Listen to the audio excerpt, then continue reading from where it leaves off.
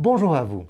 Ce dont je voudrais vous parler aujourd'hui me tient très à cœur, même si ce n'est pas une astuce à proprement parler.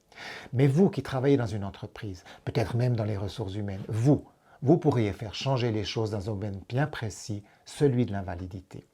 Effectivement, la personne bénéficiant d'une rente d'invalidité, même entière, a pratiquement toujours une capacité de gain résiduel et peut très bien travailler sans que cela ne la pénalise. En France, il existe d'ailleurs une obligation d'engagement de personnes à mobilité réduite et les entreprises s'exposent à devoir payer une taxe si elles ne respectent pas cette obligation. Mais apparemment, ça n'est guère dissuasif. C'est la raison pour laquelle la Suisse a décidé d'inciter les employeurs au moyen de diverses mesures plutôt que d'utiliser la contrainte, ce qui est une preuve de bon sens évident.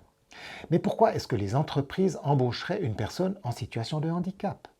Parce que ce sont très souvent des personnes qui veulent prouver qu'elles sont capables. Elles sont très fidèles, elles sont efficaces, on peut leur faire confiance et dans la majeure partie des cas, elles ne vous décevront pas. Mais voilà, le marché du travail ne leur donne pas la priorité, c'est certain. Alors plusieurs mesures ont été mises en place au profit des assurés et des employeurs en Suisse. Par exemple, une allocation d'initiation au travail, un placement à l'essai ou encore, lorsque l'employé reste dans l'entreprise, une contribution à l'employeur à concurrence de 100 francs par jour ou plus.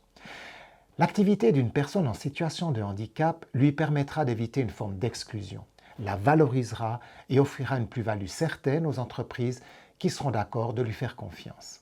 Sans parler des effets collatéraux, particulièrement un aspect qu'il n'est pas possible de chiffrer, car qui dit exclusion dit également prise en charge très différente.